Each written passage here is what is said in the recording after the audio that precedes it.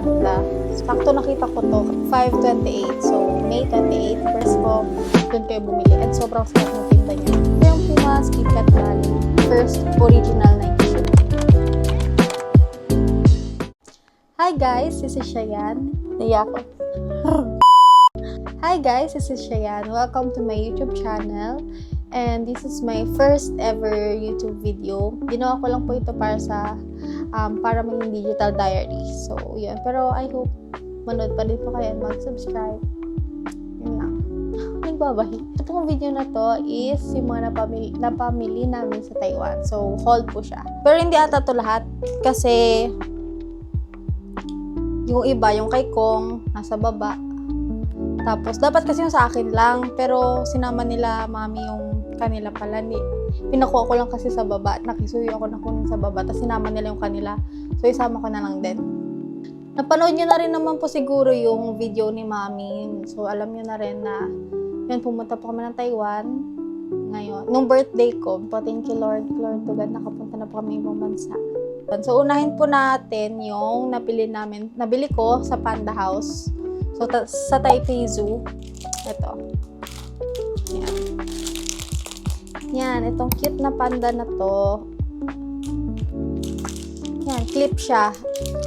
Ito, kinuha to ni mami. Nilibre niya to sa akin kasi daw, mahilig ako ganito, yung magtali nun ganyan. So, para cute daw.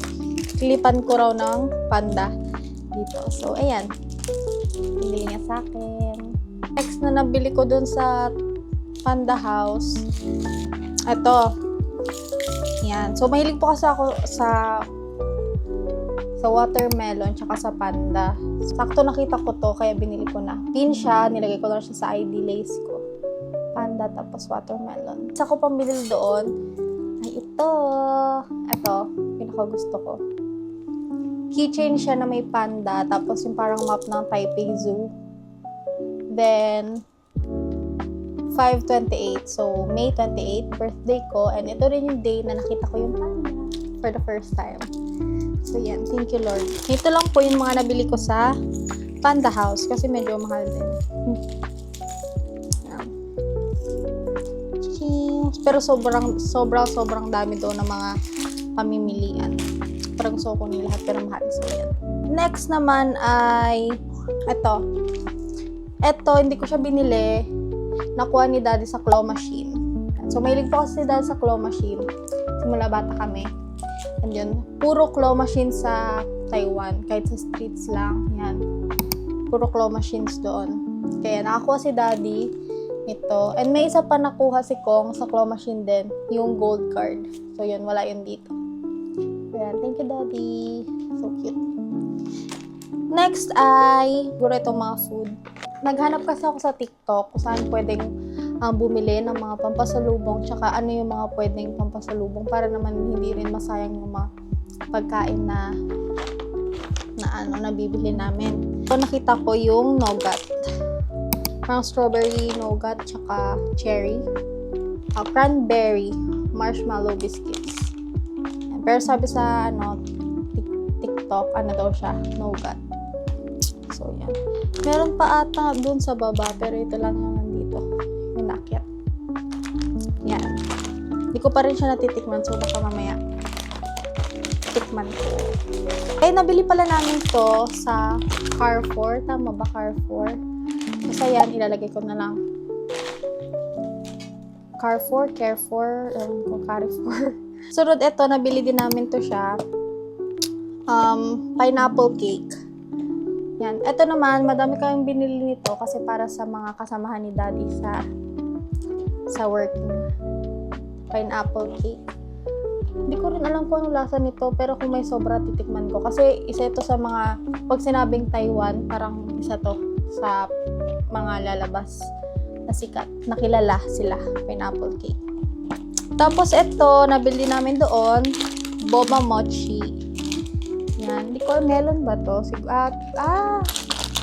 Thai milk tea flavor. Hindi ko pa kasi ito natikman. Tapos ito yung isa, taro. Yan. Boba mochi. Tapos natikman ko to. So yan, siya, yung laman, di ba mochi siya? So yung pinakalaman niya is boba. Sarap. Lasang ano din talaga yung milk tea. So, iyan. And ito, ito isa lang. Pero sige, 4 ata yung nabili ko na ganito. Doon din sa Carrefour. Strawberry mochi. Yan. Dami kasing bumili. Pag yung mga nakita ko sa TikTok na videos, ang dami nilang binibiling ganito. Tapos yung pineapple cake. Basta ito yung mga binili ko na food. Ang dami nilang binibiling ganon. Kaya, yan. Ito din yung mga binili ko. Ito, sarap din. Strawberry mochi. Ito mga nabili ko rin sa Carrefour. Mga keychains. So, meron ako nabiling mga keychains. Yan. Mga ano siya, Taiwan money. Mini Taiwan money. Yan. Ano to? 200 NTD. Yan. Tapos meron 100 NTD and 1,000 NTD. Meron ding 500 NTD. So, lahat ito mga pampasalubong ko. Madami ako nabiling ganun kasi medyo madami-dami sila. And yan, ito, yung tinta na to, dalawa, yung isa nandun, hindi ko pala nakuha. Bumili kami ng parang, ano ba tawag? Parang siyang macaron, pero hindi siya macaron. Yung, basta masarap yun. Pampasalubong din yon and nabigay na namin, kaya hindi ko na siya mapakita sa inyo.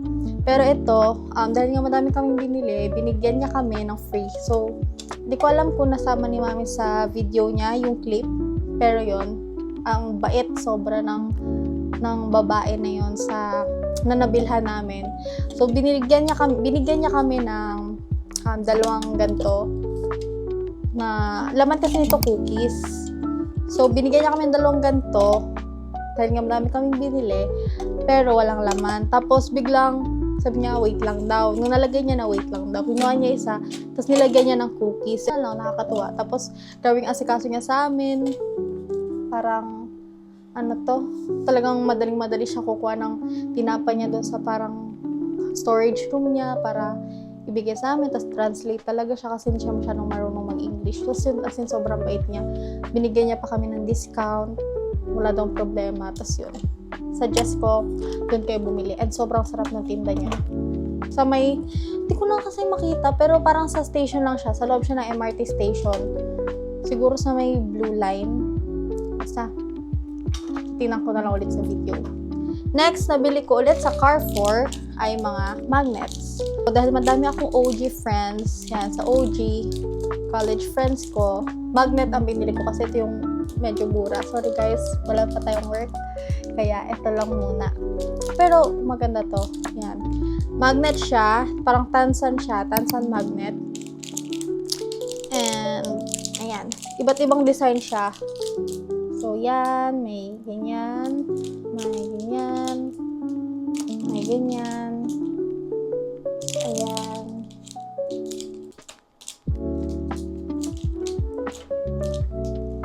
Yan. So, madami. Tapos, yun lang yung mga nabili ko sa Carrefour. Ito, sa 7-Eleven. So, unpredictable po kasi yung weather sa Taiwan. So, bumili kami ng payong. At yung payong na to, pangarap ko to, char. Kasi, nakikita ko rin sa mga, sa mga videos, diba? Kapag sa ibang bansa, sa Korea, sa Japan, parang ganito yung mga payong nila. Kasi, sa ulan lang naman sila talaga kailangan magpayong, hindi sa init. Unlike dito sa Philippines.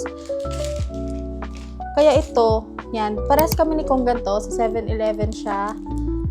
Pares kaming gantong style, yung transparent. Tapos wala na, yung 7-Eleven kasi na yon, malapit lang siya sa amin, so doon na lang kami bumili. So, dalawa lang yung natitirang transparent, tapos yung iba, ito, white kay daddy, yung yellow kay mommy. So, yan. Mura lang to siya, compared sa mga nasa labas. Yan, tapos dinala talaga namin siya dito. Kahit need pa pala siya i-box sa check-in, hindi lang basta balot. Kasi binalot na siya nila mami. Tapos yun, sabi doon, need daw ipa-box. So, buti may parang packing station din doon sa airport. So, yan, pinano pa namin siya. Pinapack. Huwag namin wawalain. Kasi na yung pinagdaanan siya. So, ito, nabili naman sa Shifen station. So, sa Shifen, ito, nabili kong lantern keychain. So, yan. Tatlo tong red. Ibig sabihin daw kasi ng red, sabi doon ay very safety. So, very safety, parang ano siya, yun nga, hindi naman siya, syempre, di ba, prayers pa rin. Pero parang, kasi sila doon, yung parang, bicolor, yung sa lantern, yung parang wishes nila. Kapag pink, healthy, for your health daw, yung red for safety, yellow for money, ganun-ganun. So, syempre, syempre, prayers pa rin kaysa keychain lang naman, remembrance lang, souvenir. So, ito, binili ko. Yan, red na lang pinili ko for safety. Tapos, actually, ang meron nito is 4 lang kami. Ray, si Maki, tsaka si Kevin, yung sa kanya sa bag niya. Tapos, yung sa akin, pink. Naman sa akin, health. Very health. Hindi ko alam ba't yan, pero yun. Very health, very safety. Yan. So, pink sa akin. Yan. May tunog-tunog siya. Hindi ko pa nabigay sa kanila kasi nga, bakasyon na. Ay, bakasyon. May summer class pala. Nabili namin sa Taiwan. Siyempre, flagship. Toot! Pop Mart. So, ito, nabuksan ko na yung Hirono. Bumili ako. Hindi pwedeng hindi. Yan. So, Hirono Echo. Binuksan ko rin siya nung birthday ko rin. Regalo ko rin for myself. Ang napili ko dito ay si Breakout Plan. So, yan. Open ko ulit.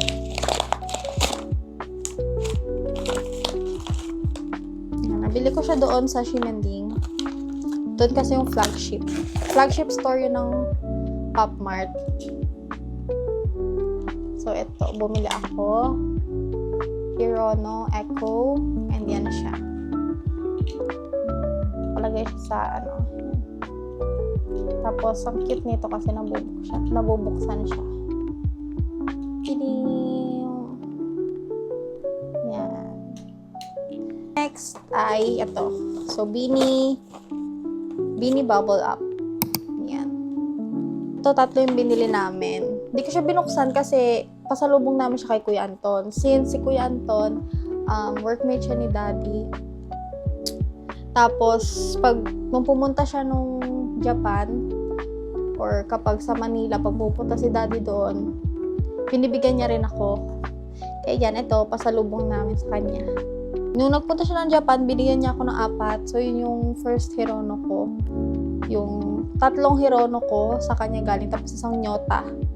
Yun, siya nagpasalubong. Tapos, kapag pupunta si Daddy kasi sa Manila, lang niya akong binibila ng Sony Angels. Kasi nga walang Smiski. Tapos yun, nakaraan, binigyan niya ulit ako. Tapos kapag may mga dupe si Kuya Anton, kasi ino-open niya na eh. Tapos pag may dupe siya, pinapasabay niya sa kay Daddy. Tapos sabi, ibigay na lang daw sa akin. Kasi ayaw niya daw na may dupe. Dapat talaga, bumili din ako ng ganito. Dinesh ko sa TikTok, tapos ang cute niya. Keychain siya, guys. Ayan, ganyan siya.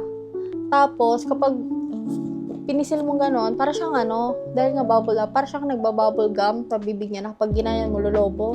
Tapos yun, bibili sana kami, lumabas kami ni Daddy, sinamahan niya ako kasi medyo malapit lang naman yung pinagstayan namin sa may Ximending mismo, sa walking district. Yun, pagpunta namin, naka-close na yung Pop Mart. So, kinabukasan, alis na kami ng maaga. Hindi na talaga ako nakabili kasi nga, yun, sarado na. Yan, 3 yung binili namin na Beanie Bubble Up. Beanie. So, alam niyo ba guys, yung mga tao doon talaga sa Taiwan, as in, parang hindi nauubusan ng tao sa Pop Mart. Minsan may mga bata doon na talagang box yung binibila, lalaking paper bag ng Pop Mart yung dala nila. Pumunta kami ng CKS Memorial Hall ng Chiang Kai-shek noong May 30. Tapos, nag-Sun Yat-sen, Taipei City Hall, Miramar Ferris Wheel. Tapos, may nabili kami. Nalimutan ko yung mall. Hindi ko na matandaan. Pero yon, ano kayang mall yon? Basta, nakahanap kami ng Uniqlo. Yun, sinundan lang kasi namin siya sa map. Tapos, nakahanap kami ng Uniqlo. Mga nabili namin. Ay, wala. Wow. Sabi ko, kaila mami, paabot ako ng damit ko. So, inabot nila yung kanila. Kaya sabi ko, sama ko na lang yung kanila. Tapos yung akin ngayon yung nawawala. Ito na lang yung papakita ko. Sana hindi yung naiwan. Char. Yan. Bumili si Daddy ng jogging pants niya, ng jogger niya. Kasi, favorite niya yung black niya na ganito. Na binili niya sa Uniqlo sa Manila. Sabi ni Mami, bumili na rin daw siya ng ibang color kasi nga, favorite niya nga and bagay naman sa kanya. Kay Mami, meron siyang binili na isa, yung crop na Airism din, yung brown. Then, navy blue na crop na Airism. Yun, nandun sa baba. Hindi pala siya nakuha. Anyways, yun ang mga nabili namin sa Uniqlo. Bukod sa mga food, may parang mga stall din siya dun sa gilid. Tapos, ito, bumili ako ng phone lanyard. Kasi kapag may nakikita kami, talagang nakasukbit lang sa kanila yung phone nila, nakaganyan, parang shoulder bag. Like, wala sa kaya nila nabibili kasi ang cute. Tapos kahit matanda, kahit bata, may ganito sila, ang cute. So, yun, bumili na ako, naghanap ako. Tapos ang dami pala doon sa gilid. So, yan. Medyo mahal siya, pero okay na. Kasi ang cute niya naman. Ito yung pinili ko. Dapat, originally, yung gusto ko, yung parang flower siya lahat. Pero, parang naisip ko, maganda pala yung na-adjust. Yan, na-adjust siya. So, ito yung binili ko. Tapos, binudol ko rin si Mami. Sabi ko, bumili din siya. Kaya, yan. Dalawa kaming may ganito. Diba, less hassle tuloy kasi nga, para hindi ko laging hawak yung phone ko. Yan, matibay siya, guys. Matibay. Tapos, ganito siya. Yung, so, yan. And next, yung nakita ko ulit sa kanila, bukod sa ganito, ng mga bit-bit na mga nakasabit sa kanila, may bit-bit din silang ganito. So, gaya-gaya talaga ako. Kasi nakukitan talaga ako, guys, sa mga kung anik-anik ng mga Taiwanese. So, yan. Parang kapag may, syempre, diba, Taiwan, kilala sila sa milk tea. So, yun. Pag may binibili silang drinks, dito nila nakagayan, no? Parang may bit-bit lang silang ganyan. Yan. Tapos sabi ko, saan kaya may ganon? Tapos doon lang din sa mga gilid-gilid sa Ximending Walking District, may nagbebenta. Tapos dito, ito siguro ilalagyan ng straw. I mean, may garter siya. May garter siya. Para sa straw. Tapos ito yung pinili ko, parang souvenir na rin kasi. Yan, Taiwan. Tapos dalawa yung binili ko para kay Kevin. Kasi parehas naman kaming, yan. Pag bumibili din siya ng drinks niya. So, parehas kami may ganitong bit-bit. Yan, para kahit hindi na mag-plastic, ganun, di ba? To, meron din doon sa harap nito, na binilhan ko nito, nakikita ako nitong sandals. Yan. Yan, nakita ko siya, may black kasi nito, pero parang, ang dumi niya na pala. Kasi ginamit ko to siya, guys, sorry.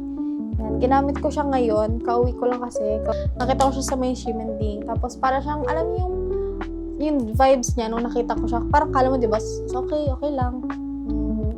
Di man ganun kaganda, di man ganun ka-appealing. Pero, nakita na ko sa kanya kasi yung vibes niya parang yung Puma Speedcat Ballet. So, yun. Parang nakita na ako, medyo hindi ko pa-afford yun eh. So, eto na lang muna tayo.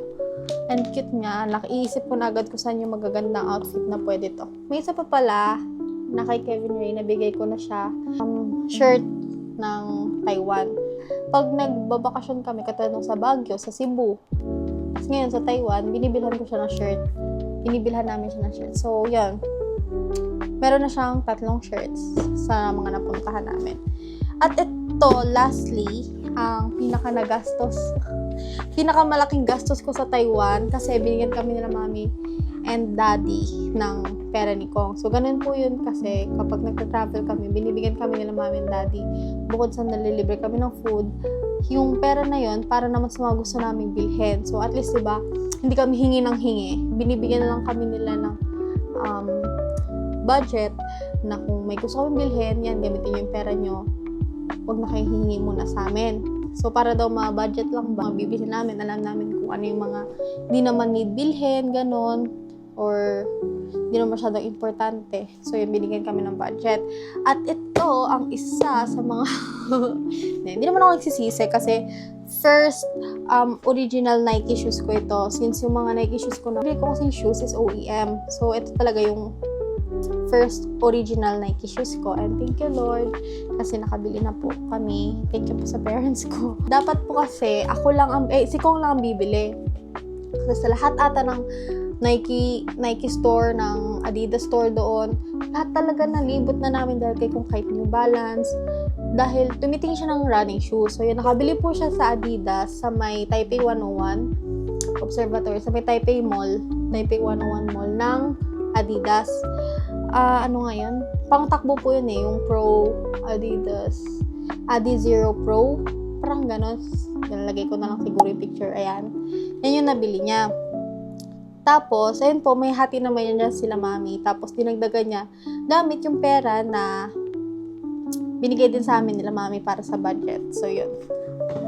Tapos ito po, tumingin ulit siya doon. Sabi nila hindi namin ng Uniqlo, sa mall na hindi ko na matandaan kung saan. Tumingin siya doon and nakakita siya ng Vomero. Ang nabili namin is yung P6000. Siya lang dapat talaga yung bibili. Tapos yung style niya kasi parang Vomero na rin. Plano ko rin bumili ng shoes pero NB530 sana. Para comfortable daw kasi sa mga lakad, yun pang formal na rin. Pero wala kasing colorway. Yung colorway na gusto ko sa New Balance. And sabi ko nga parang medyo namamahalan ako. So hindi ako bumili. Tapos ayun nga, biglang sabi ni Kong, yung etong shoes na to, same siya sa vibe ng NB530. Tapos yun, si Kong bibili daw. Tapos binudol niya ako, sabi, bili ka na rin, ganun. Sila mami, sabay na rin na magbili na raw ako, ganyan. Si daddy, sabi nilang bili na raw ako. Kasi daw, kung saan ko pa magastos yung pera ko, wala pa naman din daw talaga akong pagkagastos. So yun, napabili po ako. Ayan. Feeling po kami Kong dito. Same kami ng colorway. Ano yung colorway niya? Hindi siya metallic gray yung isa. Ayaw naman ng metallic gray kasi parang medyo too much yung pagkakintab niya. Pero maganda rin naman. Actually, isa yun sa mga pinagpilian namin kung yun or ito. Pero yun, ito na lang napili namin kung Nike P6000. Yan. Para siyang Vomero. Pero yun. Nike P6000. So, nagamit din namin to. Kaya medyo may dumi na siya. Nagamit namin nung pauwi na. Dito sa Philippines. Same kami ni Kong. Yan. So, ayun. Kami nalimutan ako. Pero so far, yun lang naman yung naaalala ko. Pero yun po. So, I'll end this video na dito. And ang masasabi ko lang is, syempre, unang-una sa lahat, thank you Lord. Kasi nabibili namin nakapunta kami sa Taiwan and nabibili namin yung mga gusto namin. Thank you sa work ni Daddy. Thank you sa parents namin. Lalo na kay Daddy na hardworking siya para lang mabili yung makapag-provide sa amin para maging good provider. So, yun. All glory belongs to God. And yun lang po. Ito yung first video ko, no? Yun lang, guys. So, I hope nag-enjoy po kayo. At kung gusto nyo malaman yung price, kunwari may gusto kayong itanong kung magkano yung ganito, ganyan, comment lang po kayo. Comment down below. Comment lang po kayo and I hope masagot ko. Yun lang po. God bless. Bye. Thank you.